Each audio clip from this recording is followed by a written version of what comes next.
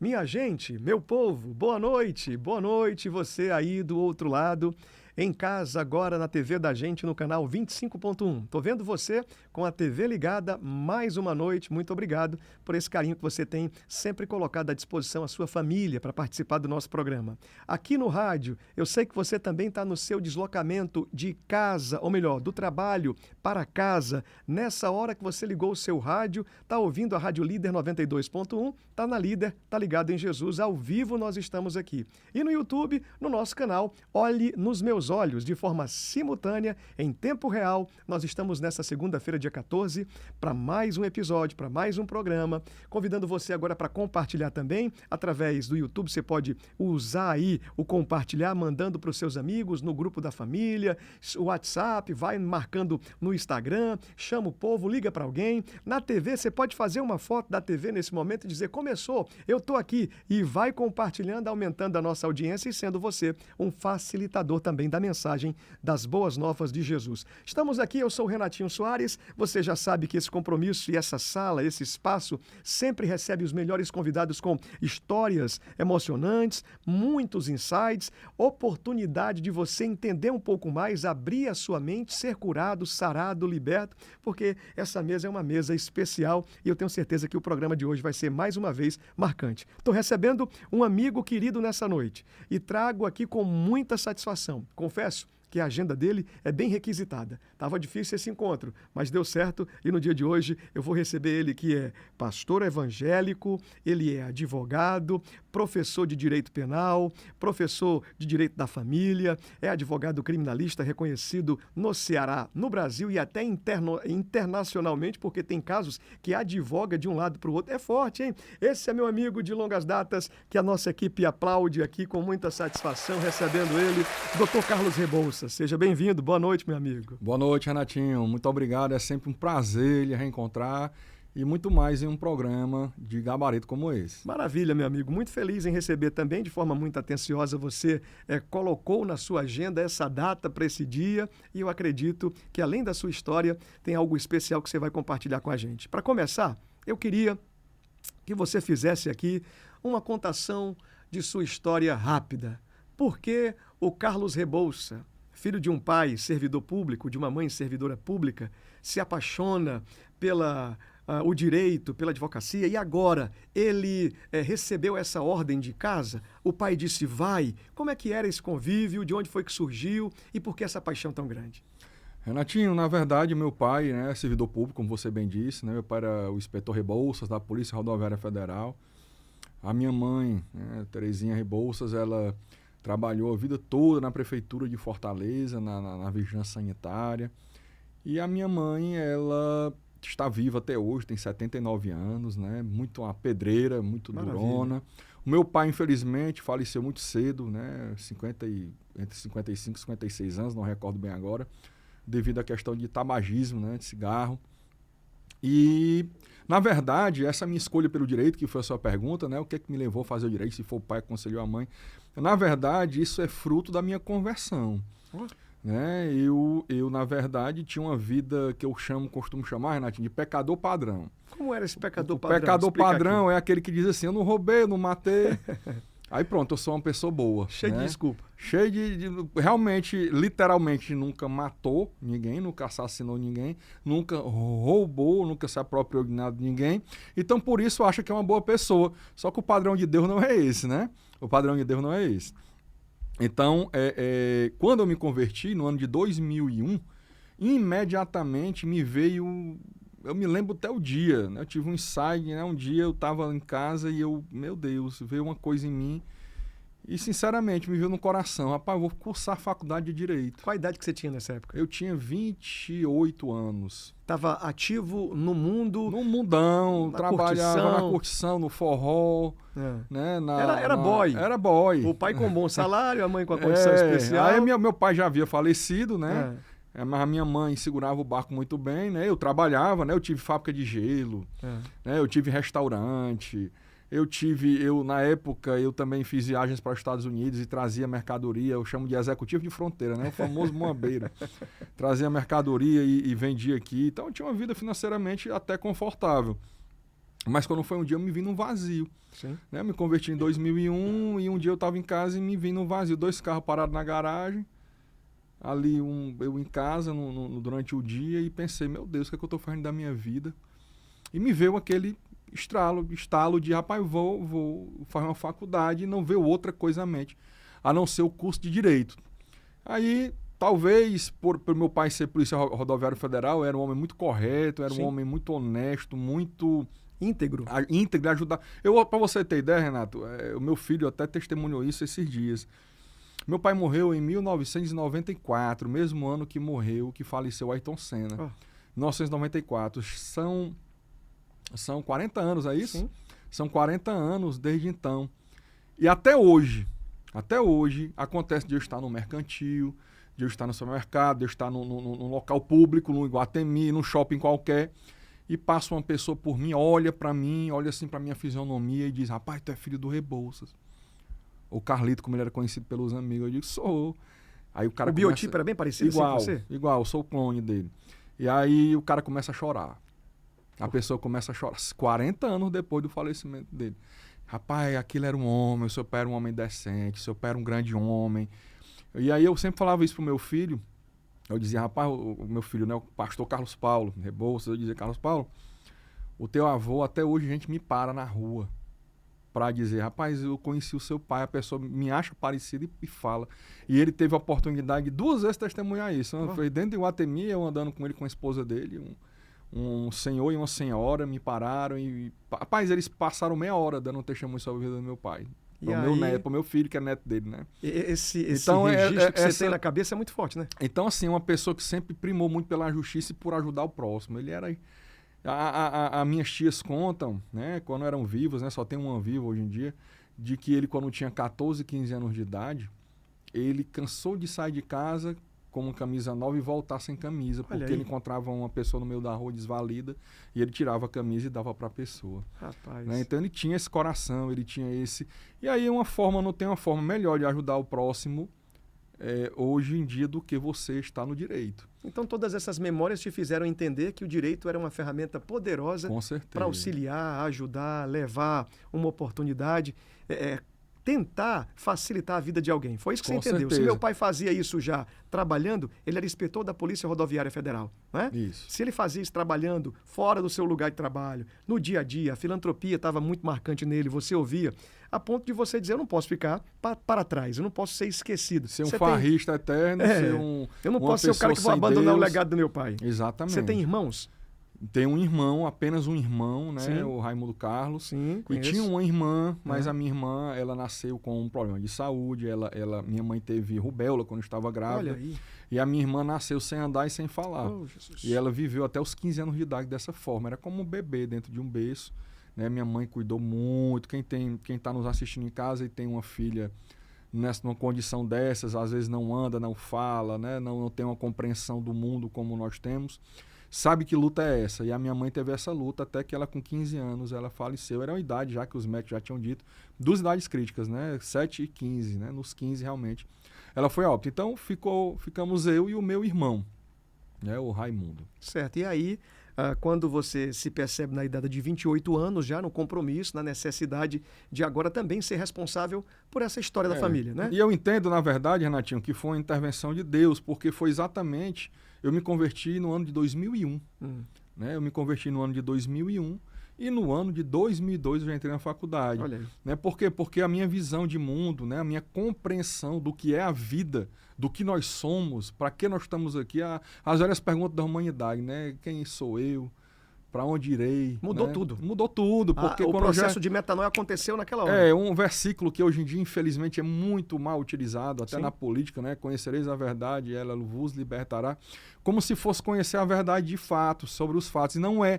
Conhecer a verdade que vai libertar você, tem nome, é uma pessoa chamada Jesus ou Cristo. Muito bom. Então, quando você conhece Jesus ou Cristo, Jesus Cristo, você realmente conhece uma verdade do que é a vida, quem é você, qual foi o Deus que ele fez, o que é que ele lhe deu para você fazer nessa vida. E foi aí que eu tive esse kairós de Deus sobre a minha vida e eu realmente entrei na faculdade, a faculdade que você cursa aí em 5 anos em média, eu cursei em 4. né? Porque eu realmente estudava, eu não ia para farra, eu não ia para já era convertido, eu não bebia mais, já não fumava mais. Então foi na época certa e teve algo interessante que durante a minha faculdade Deus me direcionou para trabalhar como professor. Muito bom. Eu já durante a faculdade já ministrava aulas ali no Sesc Senat, ali na Aracto Graça, né? Aula de direção defensiva, legislação de trânsito, primeiros socorros. E muitos anos depois eu tive um entendimento, Renatinho, no altar de uma igreja, no púlpito de uma igreja, eu tive um entendimento que Deus falou aqui dentro do meu coração, né? Que ele me preparou, dando aulas, ministrando aulas para muitas pessoas, para 50, 100, 200 alunos de uma vez, dando palestras. Ele me preparou tudo aquilo para um trabalho missionário, para um trabalho de pregação da palavra, o dom de mestre, que é o que a Bíblia traz, né? Nada mais é, se você assistir aquela série The Chosen, bem conhecida hoje, na tradução em português, na dublação, né, na dublagem, aliás, perdão, em português, é Rabi, né, que quer dizer o quê? Mestre. Eles chamam Jesus de mestre. O que é mestre?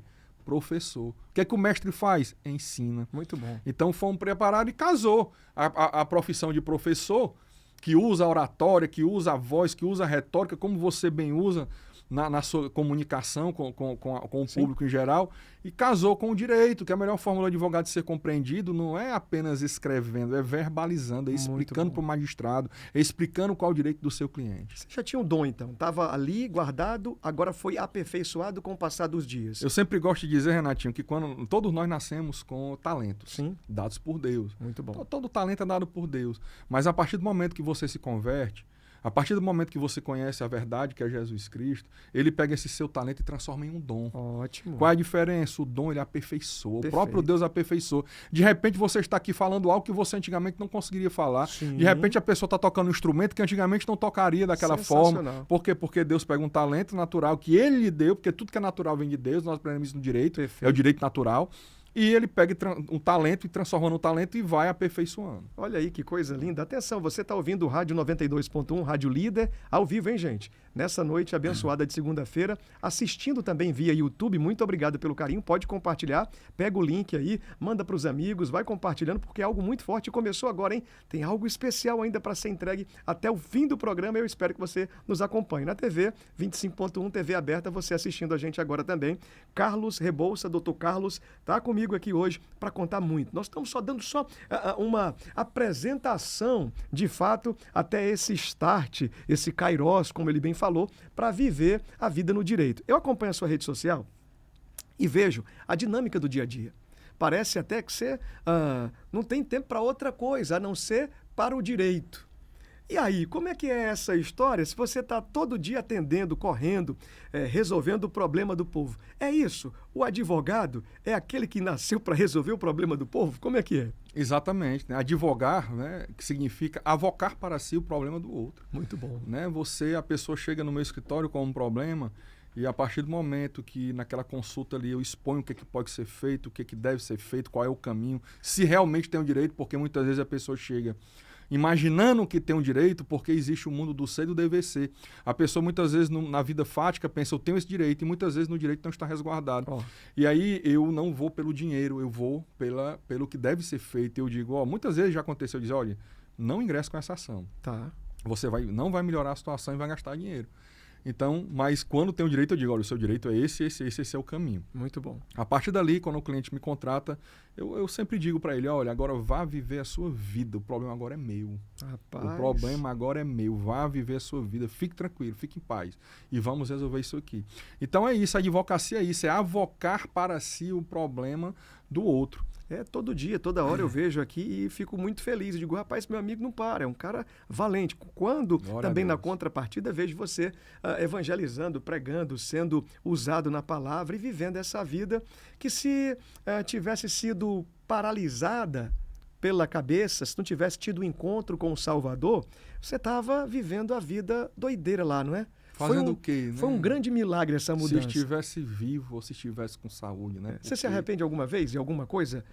Porque você tem essa vida? Algum pensamento chegou na sua cabeça, rapaz, se eu tivesse entrado em outra área, se eu tivesse tocado nos meus negócios, se eu tivesse trabalhando... Não, jamais. O único pensamento... Eu tenho duas coisas, Renato, que eu sempre digo. Tem duas coisas que eu sou até dormindo.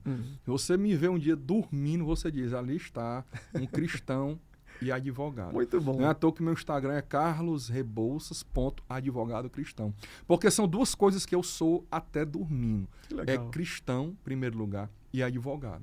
Então tá aí a resposta que talvez você estivesse dizendo, rapaz, esse cara é crente de verdade, e é cristão, e é advogado, então já viu como é que é o trabalho. Querido, deixa eu te falar outra coisa também, que eu acompanho a sua história aqui na rede social e fico pensando, você estava, durante muito tempo, você praticava esporte também, né?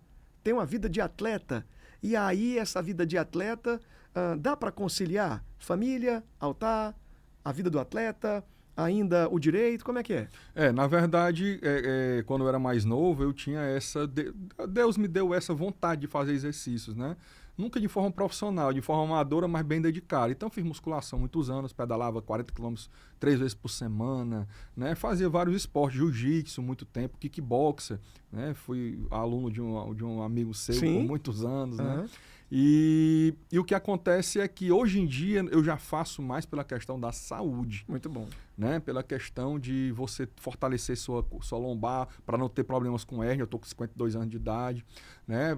Eu faço hoje pela questão de saúde. Mas é isso. A minha vida se resume, Renato, que se é que eu posso chamar isso de resumo, mas como é o quê? É o direito, que é a advocacia, o ensino do direito, a pregação do evangelho. Eu sou pastor na igreja Bíblia e Fé. Muito bom. Né? Cuidar das ovelhas. Não é isso? Cuidar das ovelhas. E é isso, a minha vida é isso. Se você perguntar para mim, Carlos, qual Faz é outra a coisa? única coisa que prazerosa que você faz? Fora isso, rapaz, eu tenho uma paixão pelo banho de mar. Pronto. Eu conheço, Tirando e já ia isso. dizer, é quem gosta de praia, quem gosta de Banho de duna, mar. tomar banho Banho de mar é comigo. É isso aí. Depois você tem que ver também aí. Minha gente, mas aí esse start, esse tempo de Deus para a sua vida, na mudança, na formação, no direito, ele não fica estabelecido só nesse tripé. Direito, responsabilidade e obrigações. Não, tem muito mais. Tem desfrute, tem o lazer, tem oportunidade. Renatinho, para começar, se você não faz algo profissionalmente que você goste, você vai ser um péssimo profissional. Muito bom. Eu amo direito. Eu amo direito, eu amo advogar, eu amo ministrar, eu amo ser mestre, lecionar, ser professor.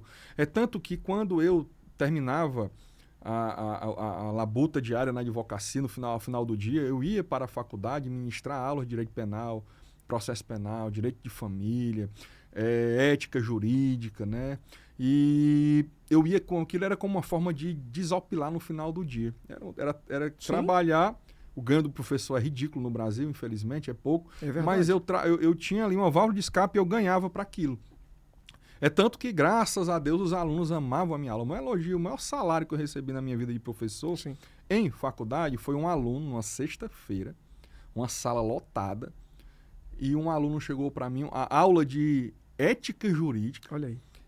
e o aluno chegou para mim e disse assim, professor, depois do intervalo, quando estava terminando a aula, já no final do dia, final da noite, professor, essa é a primeira vez que eu fico para uma aula após o intervalo na sexta-feira. Oh.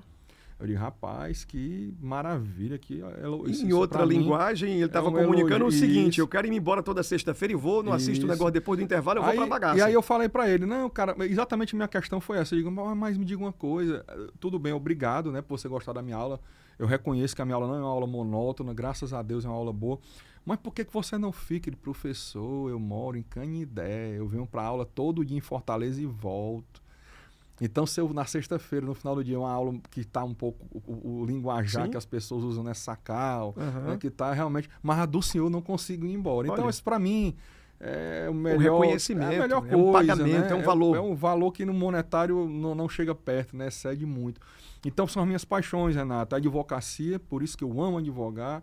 E modéstia à parte, porque não existe, a falsa modéstia é horrível. Terrível. Modéstia à parte, eu faço bem o meu trabalho, porque amo o meu trabalho. Muito bom. Deus me deu uma condição de ler uma legislação nova, uma lei nova, e ali eu já ter a compreensão, Muito eu não bom. preciso nem me socorrer de doutrina. Então isso é um dom de Deus. Sim. Né? E como comunicar o que eu sei, porque muita gente pode ter pessoas que têm uma bagagem de conhecimento maior do que a minha, mas não consegue passar para o aluno. A entrega não é a mesma do Não conhecimento. consegue. Sabe, E eu mas não consegue reportar. Não consegue. Eu, graças a Deus, Deus me dá, é Deus. É assim. Me dá e esse fica dom. aguçado essa manifestação do dom de Deus com o discernimento, com o Espírito Santo. Né? Clarifica o entendimento. Se você está aí agora ouvindo e está dizendo, nossa, eu tenho tanto vontade, desejo, sonho de também entrar no direito, eu acho tão complicado. Ou talvez até, tem um fator muito importante aqui. Eu conheci uma pessoa que tinha feito 5 vezes a prova da OAB. OAB na cabeça dessa pessoa era o grande dilema. A ponto de um dia ela chegar para conversar comigo e dizer o seguinte, eu nunca mais quero fazer essa prova. Eu digo, por quê? Eu não quero, estou com uma frustração, já fui no psicólogo, já conversei com a minha família toda, e eu digo, tá errado, não pode. Você já pediu a ajuda do Espírito Santo para te envolver no espírito de excelência e sabedoria?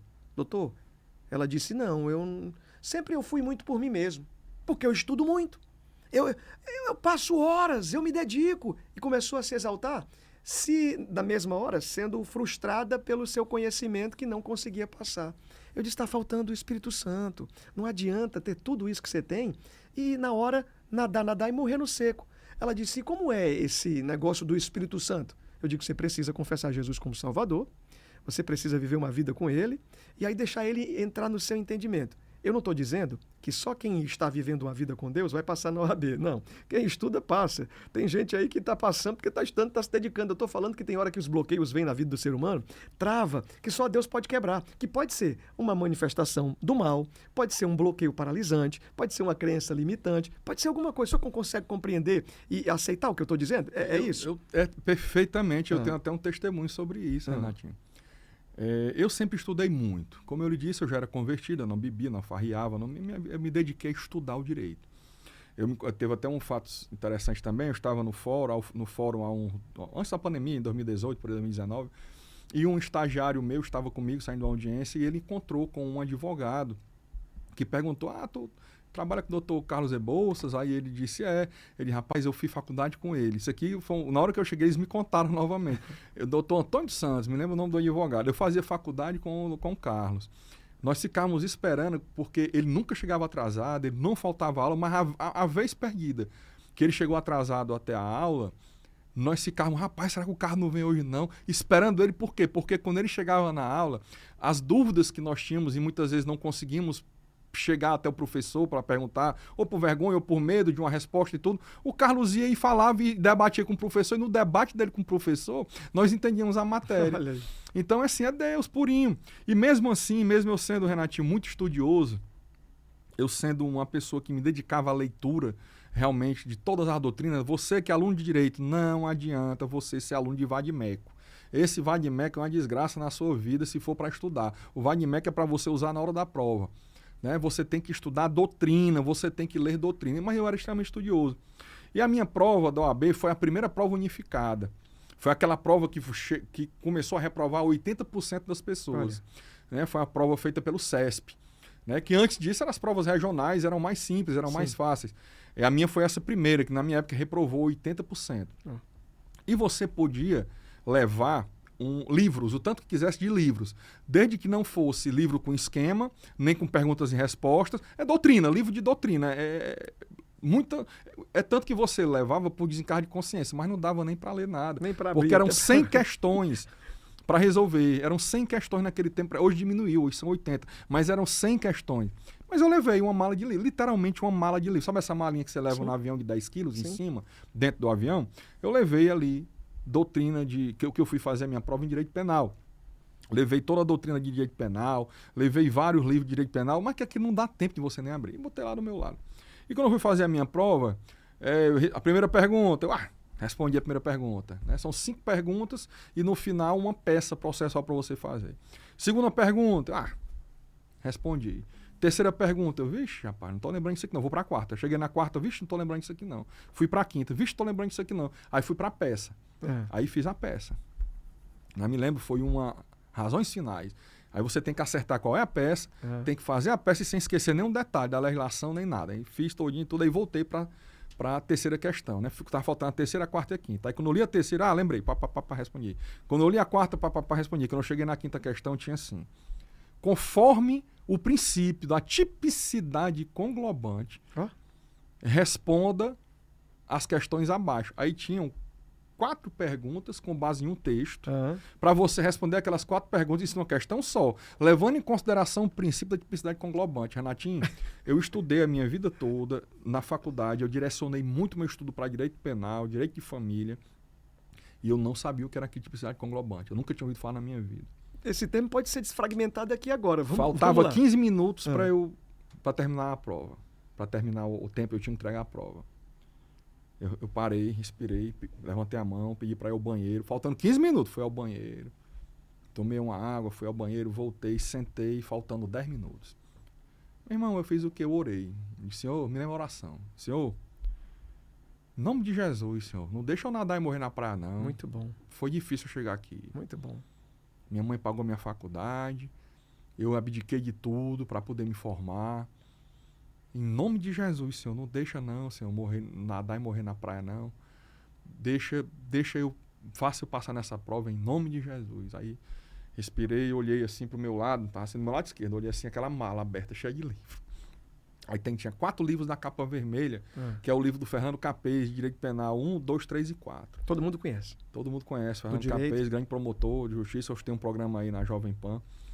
E aí eu olhei ali, aqueles 4 livros, eu meti a mão, Renatinho, sem escolher, eu meti a mão aqui e puxei um dos 4 livros.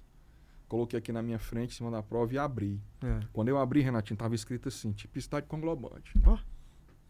A oração Eu me provocou... emociono até hoje, meu Eu irmão. tô vendo você emocionado. Porque tinha lá um parágrafo. Num parágrafo ele explicando o que era a tipicidade conglobante. O direito ele é uno e indivisível, não se reparte em departamentos estanques. Ele é um globo, olha o nome, conglobante. Ele é um globo uno e indivisível. Então eu não posso ter uma norma no direito penal que criminaliza uma conduta e lá no direito civil, outra norma do direito civil permitindo a mesma conduta.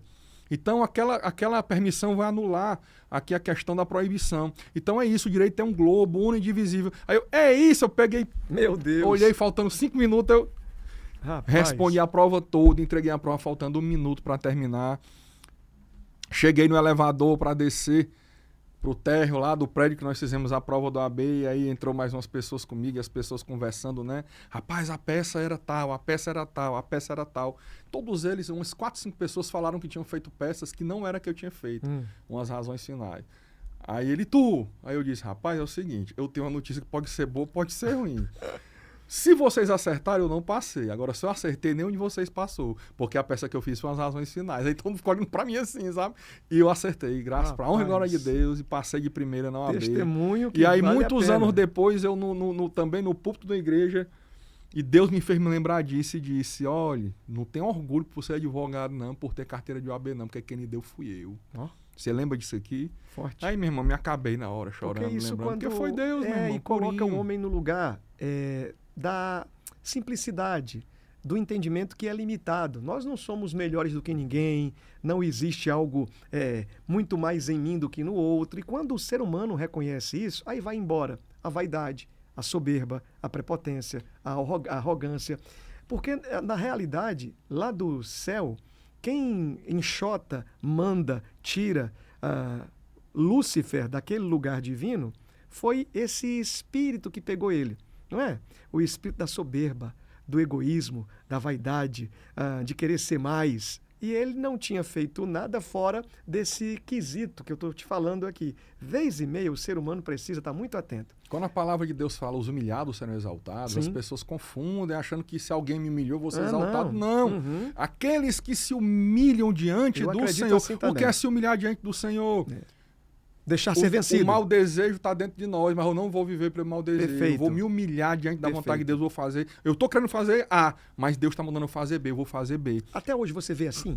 Com certeza, cada dia mais. Se você encontra um desafio no dia a dia da vida, alguém chega a ser grosseiro, porque nós temos pessoas de todos os tipos. Sim.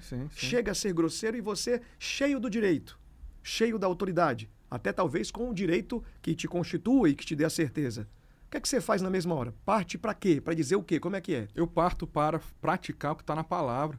A palavra branda dizia o furor. Uau, aleluia. Eu parto para o que está na palavra, que o sábio não é aquele que vence uma briga, é aquele que consegue evitar uma briga. Muito bom. Eu quero deixar bem claro, Renatinho, que nada cai do céu no sentido que a humanidade fala. Caiu do céu, não. Eu estudei muito, meu irmão.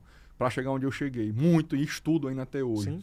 Mas é outro princípio bíblico que diz: prepara-se o cavalo para a Perfeito. batalha, mas a vitória vem do Senhor. vem do Senhor. Então não adianta. Não adianta essa você Tem gente que morre de estudar e não passa no OAB. Se estribar no seu próprio conhecimento, né? O princípio do temor do Senhor leva você para frente, a arrogância coloca você no fim da fila. Então, precisa-se entender de que quando você é vencido por Deus, você vai avançar. Quando você se acha forte, soberbo, até pode fazer sucesso, até pode, porque tem gente para todo tipo também. Reconhecendo que é Deus na sua vida e não achando que é a sua própria força, o seu próprio braço. Exatamente. E aí, dentro desse pensamento aqui, para concluir, um amigo meu disse a seguinte expressão: nunca tinha escutado isso de ninguém, achei curioso, alegórico, mas é bem verdadeiro o que ele falou. Mandar um abraço aqui para o meu amigo Marquinhos Marpal, que deve estar me assistindo com certeza. Um dia ele disse assim: Renatinho, você sabia que o diabo também tem fã-clube?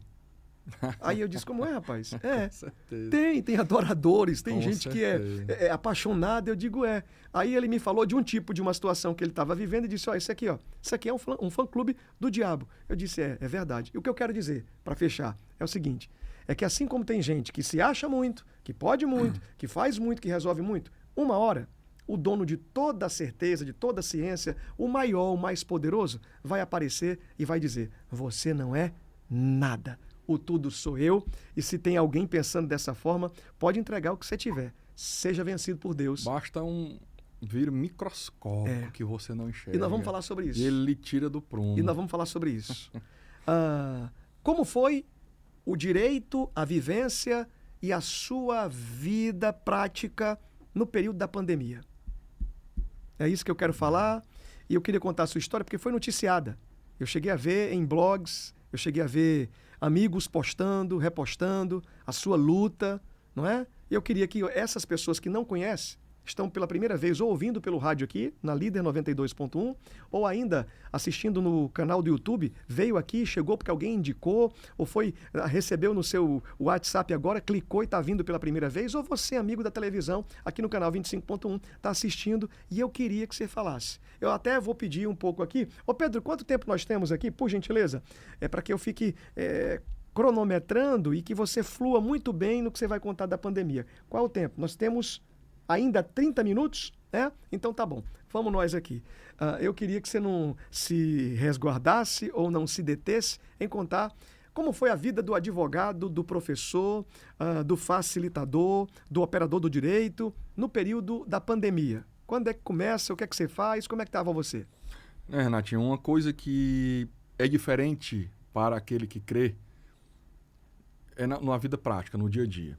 Quando surgiram as primeiras informações desse vírus lá em Wuhan, na China, né, ainda no final de 2019, em dezembro mais ou menos de 2019, comecinho de 2020, nós temos a compreensão como crentes em Cristo que vai vir muita coisa ruim ainda. É necessário que venha, né, para que tenha a volta do nosso Salvador e Redentor. Então ali eu fiz alguns vídeos, orientei aos meus seguidores sobre a questão, né, de proliferação do vírus, a contaminação, porque nós fazemos a nossa parte, nós confiamos no Senhor, mas nós temos que fazer a nossa parte. E ali, quando veio em 2020, realmente o vírus chegou com força no Brasil, eu tinha alertado já, não vão para carnaval, não vão para aglomerações, mas as pessoas, o governo na época também não ajudou e foram. O resultado disso tudo é que veio aquele lockdown, né? 4 meses, as pessoas trancadas em casa, muitos casamentos desfeitos, pastores se suicidaram, noivados terminaram, né? As pessoas trancadas, as pessoas que não conseguiam viver em harmonia e viviam de qualquer jeito porque só se viam na hora de dormir, para dormir, começaram a ter que ficar 24 horas trancados no mesmo recinto, na mesma casa, e isso trouxe muito transtorno para a humanidade, e aí eu intensifiquei o meu trabalho pastoral, né? Eu fazia os cultos online, né? Eu fazia as transmissões de orações quase que diariamente, os cultos também, tudo online, com muita gente, teve muita adesão na época. E a advocacia, na verdade, ela deu um arrefecimento, ela deu uma arrefecida, você não tinha, né, audiências, foi tudo suspenso, prazos suspensos, Foi tudo suspenso. Fui procurado por muitas pessoas que estavam endividadas, porque não tinham como pagar a parcela do carro, o aluguel estava caro. E aí eu comecei a advogar para essas pessoas, negociando redução de aluguel, com os bancos, redução de parcela de financiamento de veículo, e tive êxito, graças a Deus, em todos, para os meus clientes. E 2020 foi assim, até que voltou um pouquinho o movimento após julho de 2020, né? Começou a ter, o lockdown foi amenizado, até porque lockdown, eu sempre disse, sabe, Renatinho, não adianta esse lockdown. Você tem que evitar aglomeração? Sim. Agora, trancar as pessoas dentro de casa é uma ignorância sem fim. Proibir a pessoa de ir na praia, caminhar, uma praia praticamente deserta, isso é um ato ditatorial perverso, porque as pessoas estavam adoecendo da mente sem ter Covid.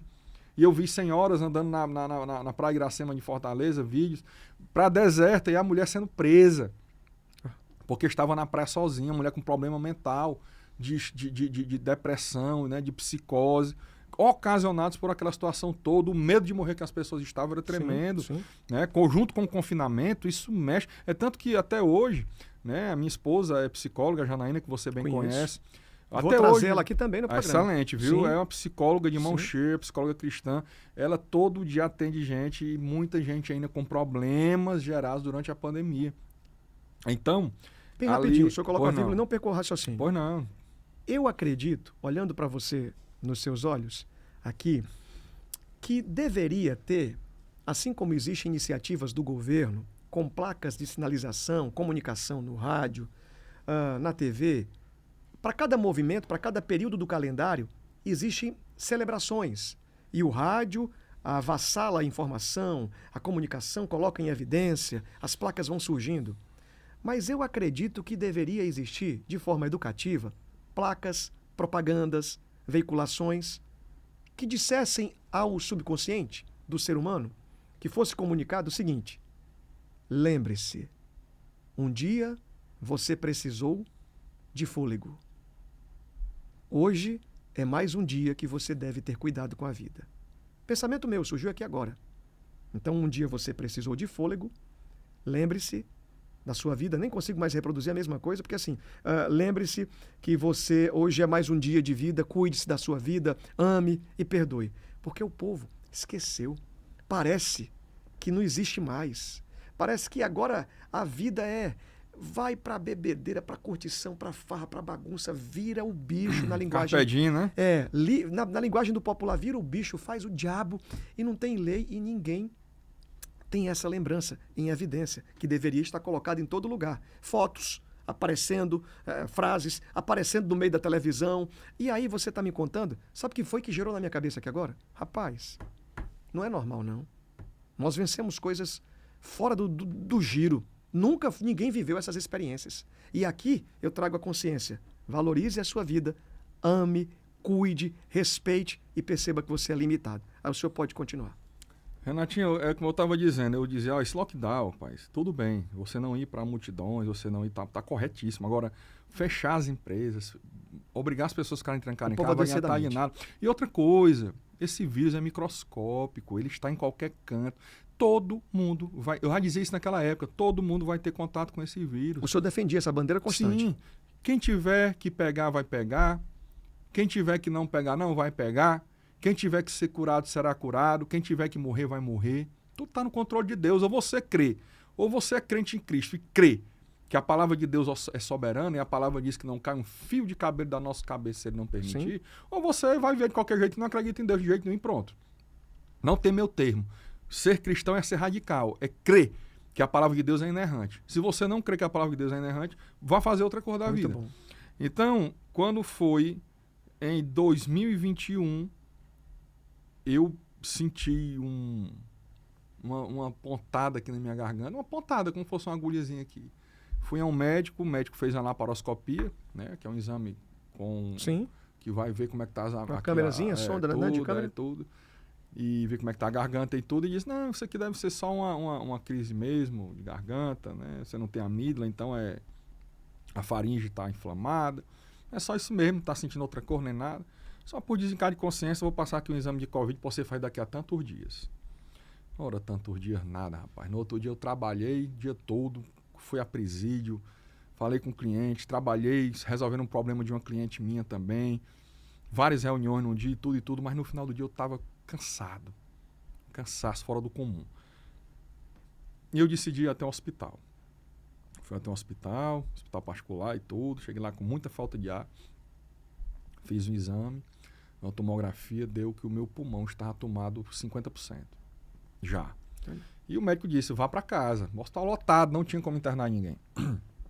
Fui para casa, só que eu estava com uma barba bem grande, né? Sim. A barbona, você lembra, estava bem grande, exagerada até, não faço marraquido não. E eu fui para casa com um objetivo, tirar a barba e ir para o hospital. Né? Porque se precisasse fazer algum procedimento, alguma coisa, facilitaria. Eu tirei a barba, liguei para um amigo meu que é médico, perguntei para ele, rapaz, está acontecendo isso, eu vou para onde? Ele, rapaz, vai para tal hospital que lá eles estão bem especializados nisso, nessa Covid, vá para lá. E eu fui. E quando eu cheguei naquele hospital, Renatinho, Sim. que eu fui atendido, o médico se apavorou, a minha saturação estava 82. Hoje em dia todo mundo sabe o que é saturação, né? Sabe, devido ao período, né? Aprenderam. Minha saturação estava em 82, normal é até 95. E ali ele já me internou, não tinha vagas, morriam 5.000 pessoas por dia. Foi em fevereiro de 2021, era a tal da beta, né?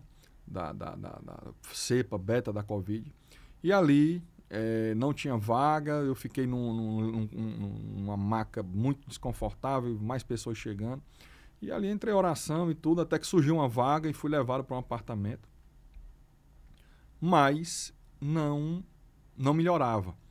Colocaram lá uma máquina de alto fluxo, que é depois do catetezinho que é pequenininho, de oxigênio. Não, dá melhorar, botaram a máquina de alto fluxo, que é dois canos assim grossos, com um compressor fazendo barulho, lá, jogando oxigênio, também não melhorou. E aí o médico chega para mim e diz, olha, eu vou levar para UTI. Aí eu, tá certo, doutor. E ali eu tive a ideia de pegar o celular e gravar um vídeo para os irmãos em Cristo. Para os membros do meu ministério e para todo irmão em Cristo. Eu disse, olha, você que me ama, você que ama a minha vida, eu estou aqui internado com a Covid, eu estou pedindo oração. Quero que você faça como a palavra manda, vá no secreto do seu quarto e ore por mim, porque a palavra diz que aquele que ora em secreto, Deus ouve em secreto e responde oração. E eu creio que Deus vai fazer um milagre. Rapaz. E nós faremos o culto de ação de graças um dia. É isso que eu peço. E aí pronto, eu postei esse vídeo. Quando eu fui assistir agora, não sei se você assistiu, tem um filme no cinema aí, não sei se não está, que é a história de uma missionária. Eu vi. Né, uma pastora lá no Rio de Janeiro que levou foi agredida por um transeunte. Sim. E o marido dela gravou um vídeo e esse vídeo gerou uma... Eu nem sabia dessa história. E esse meu vídeo, Renatinho, ele gerou uma corrente de oração no mundo todo. Sim. Depois eu recebi postagem de gente que mandou print de pastor no Texas, nos Estados Unidos, com a minha foto assim pedindo oração urgente. Eu soube de gente orando por mim na Europa. O pai de um grande amigo meu, que é engenheiro, viaja na linha de transmissão de energia elétrica, ele chegou em Piripiri e tinha uma roda de oração que ele chegou lá e estavam orando por mim, gente que nunca me viu. Né? Então, assim, criou-se realmente uma corrente de oração mundial mesmo pela minha vida. E foi... Eu tenho certeza que isso fez uma grande diferença. Porque quando eu estava na UTI, o médico chegou para mim. Isso tudo está registrado em foto, em vídeo, tudo. Porque a minha esposa é uma mulher muito crente. E ela dizia, ele vai sair daqui e vai dar o testemunho. Ela já preparava, então, na certeza, na fé, de que vai ser importante. Ela nem sabia o que ia acontecer ainda. Porque eu fui entubado 3 vezes. Meu Deus. Né? O médico chegou para mim e disse assim... Quando você vai no primeiro momento, o que você pensava naquela hora? Meu irmão, na hora que o médico olhou para mim e disse assim, eu vou lhe entubar. Você estava falando? Tava falando com aquele alta pressão aqui tudo, mas respirando, né, com dificuldade. Aí eu olhei, eu passei 1 ano trancado, como todo mundo, né, praticamente trancado dentro de casa, assistindo televisão, só desgraça que quem é entubado não volta, ou volta um percentual muito pequeno, quem é entubado morre. E ali o médico chega para você e diz, eu vou lhe entubar. Sangue de Jesus tem poder, rapaz. E aí eu me lembro perfeitamente, eu olhei dentro do olho dele e disse, doutor, eu lhe contratei para isso, para o senhor dizer o que eu tenho que fazer. Tudo que o senhor disser, eu vou fazer. Aí, olhando dentro do olho dele, disse, mas eu quero lhe dizer uma coisa, doutor. Eu creio no Deus que está no controle de todas as coisas. E o meu nome está escrito no livro da vida. Aleluia. E aí, Renatinho, eu acho que eles já estavam aplicando alguma coisa em mim, porque tem uma parte que eu não me lembro. Quem me contou isso foi uma enfermeira, que é nossa irmã em Cristo. E quando eu voltei na primeira intubação, ela disse, pastor, quando o médico disse que ele intubava, eu estava aqui no quarto. O senhor não lembra, não. Eu digo, realmente, irmão, não lembro. Mas quando eu vi a sua reação, porque eu vejo aqui reação toda hora das pessoas. Sim. A sua reação, depois que o senhor falou algumas coisas para ele, que foi isso que eu narrei agora, ela disse que eu me ajoelhei no chão da UTI, orei pelo médico, orei pelas enfermeiras e entreguei minha alma a Deus. E ali já paguei, já me entubaram. Ela disse que na hora que viu isso, disse, esse homem é crente. Ela não me conhecia, não sabia quem eu era. E ali, Renatinho, aí se você quiser até colocar a foto aí, pode colocar. Tá no Instagram? Você tem a foto eu mando onde? pra você pode botar aí. É porque nós estamos no ao vivo, não dá pra fazer essa preparação. tá. Se eu tivesse Deixa aqui agora, nós vamos batendo, você vai dizendo. Vou mandar aqui agora. E eu tento colocar. No Instagram não aparece não, né? Tá, eu vou mandar pra você aqui agora. Vai falando mais aí sobre como é. Você tá ouvindo agora parte do testemunho do meu amigo, Dr. Carlos Rebouças, que é advogado, pastor, professor de faculdade, de universidade, tem se dedicado a sua vida a contribuir como operador do direito, trabalhando nos campos diversos, né, da advocacia, tem se dedicado muito, mas também tem uma história que mexe com as pessoas, porque ele, durante toda a sua vida, se dedicou ao estudo, ao trabalho, mas teve uma hora que ele percebe que só Deus podia fazer por ele. Lhe mandei aí pro seu WhatsApp aí. Deixa eu ver se eu consigo passar aqui agora e continue falando. Você chegou da primeira intubação. Então aí o médico disse, olha, aí pronto, aí eu fui intubado. E eles colocam uma máscara, se você ver aí na foto aí, tem uma máscara de silicone que eles colocam e ela fica aqui no lado do outro. Por quê? Porque caso não melhore, eles lhe colocam em decúbito dorsal, que é virado ao contrário na cama. Consegue colocar, Pedro, essa foto aí? Eles me viraram, né, ao contrário na cama. E aqui, eu não sei o que aconteceu, que é para evitar de ferir, mas feriu, né? Ficou, eu tenho uma cicatriz até hoje. Hoje eu entendo que Deus deixou a cicatriz para toda a vida que eu me olhar no espelho eu me lembrar. Essa foi a primeira intubação? A primeira intubação. Rapaz, eu vou dizer algo para você aqui, doutor. Viu? Máscara aí. Na primeira intubação, o senhor estava com esse semblante, tá aí o Pedro, conseguiu colocar. Coloca aqui, Pedro, consegue colocar aqui desse lado?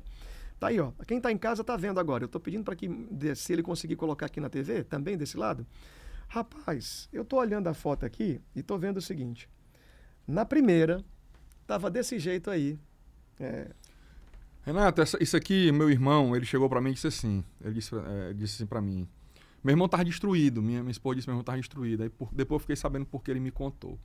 Meu irmão tem muito amigo, né? Tem muito conhecido, então até foi ele que lá me ajudou muito no hospital e tudo. E o meu irmão, ele conseguiu assistir a minha intubação. Meu Deus. E ele viu quando eu fui entubado. Aí, ó, você pode ver, ó, você está se alimentando pelo nariz, a alimentação entra pelo nariz, vai até o seu estômago, a água entra pelo nariz, vai até o seu estômago. Esse tubo aí na sua boca, ele está indo até o seu pulmão para jogar oxigênio nos alvéolos pulmonares diretamente. E você também é entubado na sua uretra para a urina sair, né? No seu órgão para a urina sair por ali. Então você vira, o Renatinho, um bife. Ele disse que via ali os enfermeiros, os médicos me jogavam para um lado, jogavam para o outro, enfiavam um tubo aqui, outro acolá, outro acolá. Ele saiu de lá acabado, porque ele pensava assim, rapaz, meu irmão tão altivo, tão decidido, tão forte, tão estopinhoso, virou um boneco. Rapaz. E aí, meu irmão, é que você vê que... Eu tô emocionado aqui e eu confesso que essa imagem, ela tá na TV do povo, na casa. O povo está assistindo, está vendo aí, no YouTube também. No rádio você não tem noção, mas mexe com qualquer um. Mexe com qualquer um. Essa é a primeira intubação. De 3. De 3. Porque o que aconteceu foi o seguinte, eu passei... Volta com a gente aqui, Pedro, pode voltar. Eu passei 9 dias, né, nessa intubação, e aí eu voltei da intubação. Quando eu voltei da intubação, Renatinho, é um sofrimento que só sabe quem passa. É um sofrimento tão grande, que você está ali com aquele tubo enfiado na sua boca, e você agora está acordado. Você não tá era mais pela em traqueia, coma. Pela boca, como é que era? É enfiado na boca, que certo. passa pela traqueia e vai até o pulmão. Então você fica aqui, assim, ó. Sim. Ó, você não tem como falar. A sua língua já está ali há 9, 10 dias sem uma gota d'água. Então tá tudo ressecado, cortado, a boca ressecada, né? Eu ficava vendo aqui aquela ponta aqui do tubo aqui, né? E tem uma hora que dá um desespero tão grande, Renatinho, que eu peguei a minha mão para puxar. Eu disse, eu vou acabar com esse sofrimento. Aí meti a mão. Isso aqui não é, eu conto sem nenhum demérito, sem nenhuma... Porque realmente você está ali sob efeito de muito medicamento, você está ali com muita... É um sofrimento inenarrável, só sabe quem passa. Mas Deus é tão maravilhoso que a minha esposa viu na hora. E ela deu um grito e pulou em cima de mim. Ela jogou o corpo em cima de mim para prender a minha mão. Ela pulou, se jogou e prendeu meu braço aqui. Aí já veio as enfermeiras correndo e tudo, aí amarraram meu braço. Aí daí por trás adiante eu fiquei com o braço amarrado aqui, né? E ali foram mais 2 dias. E nessa noite, né, um médico deu um medicamento, eu consegui dormir. E aqui eu vou narrar algo que matou muita gente na pandemia. Uma forma que muita gente morreu na pandemia. 3 horas da manhã eu acordo, eu aqui com os braços amarrados. Antes disso, tinham tirado a minha aliança. Quando eu voltei no primeiro dia, eu não falava nem nada, mas eu conseguia piscando o olho, o pessoal botando as letras. Eu pedi a minha aliança, eu perguntei pela minha aliança. O médico disse, rapaz, não pode ficar com nada aqui não, na UTI não sei o quê. Meu irmão chegou para ele e disse, doutor, ele é crente em Cristo, ele é pastor. Isso tem uma simbologia para ele, deixa ele botar a aliança. E o médico liberou, né? Esterilizou e tudo e botou minha aliança. E estou contando isso por quê? Porque eu estava lá, amarrado. 3 horas da manhã, eu... Não entrava 1 grama de oxigênio. Nada. E ali tudo meio escuro, 3 horas da madrugada, você não via ninguém. Meu Deus do céu. E aí, o meu jeito qual foi? Eu peguei a minha aliança e comecei a... Bater na cama. E o ferro... É um plástico duro, mas ressoa, né? Sim. Aí a minha esposa, logicamente, estava ali há vários, já tinha dado na cochilada, ela acordou, o que foi? Eu... Sem fôlego. Com a mão amada, sem conseguir, ela saiu correndo no corredor. E não encontrava ninguém, ali já passou 1 minuto, 2 minutos, 3 minutos, você sem respirar 1 grama. E aí ele encontrou uma fisioterapeuta. Minha irmã é um anjo. A minha esposa veio correndo com essa fisioterapeuta, aí essa fisioterapeuta chega, eu tô aqui, né, aquele tubo aqui, a ponta aqui, ele tem como se fosse um parafuso, uma porca na ponta. Ela pega tipo uma chave, mete aqui e faz assim. Quando ela faz, jorra assim, aquela compressão assim, um líquido, jorrando, mas nada de oxigênio. E ela fecha e faz de novo, aí de novo, ela faz isso por 3 vezes e nada. Quando é na 4ª vez, eu me lembro que ela disse assim, meu Deus, eu nunca vi um paciente com tanta secreção.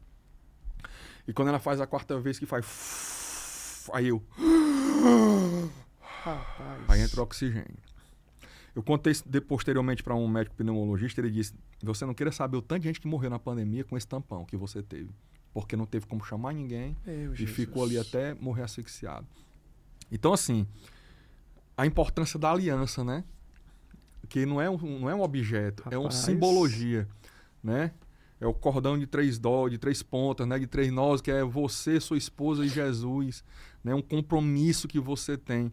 E Deus permitiu até isso. E tem gente que não gosta de usar, que não gosta de usar. não gosta de usar. Salvou a minha vida. Vai para uma reunião, Deus usou para salvar a minha vida.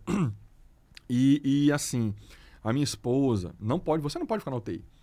A minha esposa disse pro médico, doutor, eu não saio daqui não. Eu vou dizer mais rapidinho aqui. Pois não. Não só do casamento, mas aliança com Deus. Sim. Uma aliança do casamento, porque Renatinho, é uma aliança com Deus. Você que é casado e colocou uma aliança no dedo achando que essa aliança é entre você e sua esposa, você não é casado. Você que botou uma aliança no Deus achando que essa aliança é entre você e o seu marido, você não é casado. Sim. O que é casamento? É algo instituído por Deus. O homem, a mulher, o homem deixará pai e mãe, se unirá a sua mulher e será uma só carne. Foi Deus que instituiu o casamento. Claro. Então, quando você coloca uma aliança, se você não tiver entendimento que aquela aliança é 3 pessoas, é você, seu cônjuge e Jesus Cristo, você não é casado. E eu vou até mais além. Eu estou dizendo que, assim, o físico, o ouro, a matéria está aqui. Eu estou falando aqui o ser humano. O espiritual, né? Precisa estar todo dia dando um trato nessa aliança com Deus para que a eternidade esteja no formato aliançado, fechado. E era isso que você tinha. Você entrou naquele lugar certo de que Deus era o Deus da sua vida, da aliança e que ia te proteger. Depois desse momento, nós temos 9 minutos e eu queria que você programasse ainda porque a história é grande. Não é? Em nenhum momento, Renatinho, eu pensei assim, vou morrer. Como em nenhum momento eu pensei assim, meu Deus, por que eu? Por que eu? Renatinho, aqui, diante de Deus, sabe o que vinha na minha mente? Meu Deus, obrigado. Isso aqui eu sem poder falar. Na minha mente, meu Deus, obrigado. Mais uma chave aí. Eu sei que isso tudo é amor do Senhor pela minha vida. O Senhor está só conversando e tratando de mim. É um tratamento VIP aqui que o Senhor está tendo comigo. Um sentimento de gratidão. De gratidão. E aí o que acontece? Eu sou estubado, vários dias já sem poder tomar água. Quem libera você para tomar água no hospital não é o médico, não é a enfermeira, é um fonoaudiólogo. É tanto que eu me lembro da fonoaudióloga, né? Chamava Sândia. Um abraço para ela, se ela assistir. ela veio e ela faz um exame, um teste com um líquido que não é um gel, não é água, para ver se você deglute. Porque se for pro pulmão, adeus, tudo de novo. Né? Se você broncoaspirar. E aí ela vem, tudo, aí ela me liberou. Você pode tomar água. Aí a minha esposa foi comprar uma água mineral gelada para mim. Meu amigo, aquilo foi a melhor água que eu tomei na minha vida. E muitas vezes nós não damos valor a um copo d'água. Muitas vezes nós não damos valor. Deus ali me ensinou, Renatinho, a dar valor ao ar que eu respiro. Muito forte. A dar valor à água que eu bebo. A águazinha que você tá bebendo aí na sua casa gelada, meu irmão. Pode ter um momento na sua vida que você não possa tomar, você não possa beber essa água. E aí eu desci pro um apartamento e ali, rapidamente aqui devido ao tempo, os médicos notaram um pouco de falta de ar novamente. E aí o que aconteceu? Eu tinha pego 2 bactérias durante a intubação. E essas bactérias, Renatinho, literalmente me mataram. Eu estou dizendo isso, não sou eu, foi o médico que viu e me contou depois, Dr. Jason, gente muito boa. Ele ia passando no quarto, ele me narrou depois, né? Ele ia passando no quarto e na palavra dele viu um ribuliço dentro do quarto. Entra médico, sai médico, entra enfermeira, ele pensou, eu ajudo ou não ajudo? Ofereço ajuda porque tinha um médico lá que eu tinha contratado, era outro médico. Dr. João Luiz, eu ajudo ou não ajudo? E aí o Dr. Jason disse, rapaz, eu vou ajudar. E aí ele entrou e disse, quer ajuda, João? E aí disse que o médico olhou e disse, rapaz, me ajude que aqui tá difícil. E aí ele entrou, ele passou 2 horas, Renatinho, tentando me trazer de volta à vida. Eu em parada, todo roxo, eu tava todo roxo, Renatinho, da cor dessa capa dessa Bíblia aqui, ó. Literalmente da cor da capa dessa Bíblia, eu estava do pé à cabeça. Quem olhava pra você sabia que você estava morto. A máquina apitando, a minha esposa saiu do quarto sabendo que eu tava morto. Botaram ela pra fora nessa hora, ó, você aí sai do quarto. E aí ela saiu, e nessa hora, o meu filho, que você conhece, Carlos Paulo, tava internado com Covid, só não foi entubado, mas estava internado e estava pouco quarto após o meu e vinha saindo na cadeira de roda para receber alta. Meu Deus. Quando viu a minha esposa chorando, disse, tia Jana, é o pai. Ah, Jesus. E a Janaína disse, não, ele tá bem. Meu Deus. Eu tô chorando aqui de alegria de ver você indo embora. Aí ele, que bom, diga pro meu pai que eu deixei um abraço. Amado, seu filho é um querido. E a Janaína orando assim, meu Deus, obrigado, ele morreu. Mas o filho dele tá saindo, era o que ele queria. Obrigado. Mas ali Deus tava pra fazer um milagre ainda, sabe, Renatinho? Porque os médicos ficaram 2 horas tentando me reanimar, viram que não dava mais tempo. Não dá, 2 horas. Morreu. A máquina apitando zero de tudo. O doutor Jason saiu do quarto, o outro ficou, penso que preenchendo documentação. E aprove a Deus me trazer de volta à vida, meu irmão. O próprio Deus. Porque se e aí, não fosse... E o próprio Deus. Eu fui para o aniversário de uma colega nossa, que eu também sou radialista, ela é apresentadora de televisão, sou comunicador como você, ela também é, a Jaque Lima. Sim. Fui para o aniversário do filho dela, um grande abraço, amiga do coração, viu? Querida. Deus lhe abençoe, querida. E fui para o aniversário do filho dela e lá, uma irmã nossa em Cristo, que eu mando aqui um abraço também, chama Nadiane, da Fios e Formas, é um salão de beleza. Ela me disse, Carlos, eu preciso falar contigo. Eu digo, pois não, Nadiane. Ela, rapaz, Carlos, eu tenho que falar contigo, vem cá. Tem uma amiga minha que é enfermeira, ela cuidou de ti lá no hospital. Ela me disse que ia andando no corredor e o médico vinha andando. Meu Jesus. E o médico disse assim, rapaz, o pastor morreu, né? Oh, Deus. E ela disse, quem? Que pastor? O pastor, aquele gareca, grandão, brancoso, morreu, né? Ela disse, morreu não. Ele morreu, eu tava na sala, eu saí da sala e tava morto. Morreu não, vá na UTI 28. Esse médico saiu correndo. E olha como é as coisas de Deus. Depois da que eu fui entubado, depois dessa segunda intubação, porque quando eu voltei eles me intubaram de novo. Eles destubaram e fizeram a traqueostomia. Você fica sem voz, né, traqueostomizado. Essa traqueostomia deu um sangramento. Eu ia acordando, deu um sangramento, eu desmaiei de novo. Saturação foi lá para baixo de novo. Eles tiraram a traqueostomia, cauterizaram e procuraram um tubo bem fininho, porque não passava mais nada, e entubaram de novo. Quando eles me estubaram a terceira vez e eu estava traqueostomizado pela segunda vez, eu fui acordando aqui. Quando eu fui acordando aqui, eu nunca tinha sido traqueostomizado, eu não sabia que eu estava sem voz, que eu estava esperando pelo pescoço. Sim. Aí quando eu vejo, a porta abre, uma pessoa abre assim a porta e entra assim, só metade do corpo, era um médico. Ele disse assim, macho, tu tá vivo! E eu não sabia de nada que tinha acontecido até então não sabia nada disso. Aí eu disse... Eu quis dizer respirando, só que não tinha voz, né? Ele disse, rapaz, não tô brincando não. Tu passou 2 horas da cor desse lençol, o lençol era dessa cor aqui. 2 horas. Olha, eu já vi muita cor na minha vida de médico. Mas igual isso eu nunca vi não. Deus tem uma cor com você. Aleluia. Glória a Deus. Tá aqui vivo. Glória a Deus. Deus é maravilhoso, meu irmão. Pra glória de Deus. Deus é maravilhoso. Eu tô emocionado muito Deus e acho que você também está servindo. Nosso tempo estourou. Amém. Você vai voltar aqui para a gente falar de direito, Amém. facilitando a vida do povo, Amém. trazendo esclarecimento, oportunidade, fazendo até uma consulta, se for necessário aqui, tirando Amém. dúvida do povo de Com verdade. certeza. Mas hoje foi um propósito muito especial. Amém. Dr. Carlos Rebouças, pode ter certeza que esse programa foi lindo, especial, o povo Glória está a aí Deus. do outro lado, ouvindo pelo rádio. Compartilha, manda para todo mundo, vamos assistir novamente, vai na TV aí, pede para reprisar, porque eu tenho certeza que falou muito ao coração. Amém. Eu tô aqui cheio de Deus, assim, desejando uma noite abençoada para você. Amém. Mas eu fecho aqui e o doutor vai se despedir. Eu fecho dizendo o seguinte, tem jeito para o caso do impossível que você está vivendo. Alguém já disse para você que é impossível. A justiça, talvez. A medicina, talvez. Ou alguém disse, não tem mais como ser resolvido. Agora, só Deus. Pois é Ele mesmo que vai resolver, porque quando não tem mais possibilidade, quando é impossível, é responsabilidade dele. Para o senhor fechar, doutor. Quando não tem mais possibilidade, quando o ser humano diz é impossível, como dizia no meu caso, essa é a condição perfeita para o milagre de Deus. Aleluia. Se você pegar a passagem que Jesus fala que é mais fácil, Sim. um camelo passar pelo buraco da agulha que o rico entrar no reino do céu, os apóstolos dizem, então é impossível. Sabe qual é a frase que Jesus diz? Sim.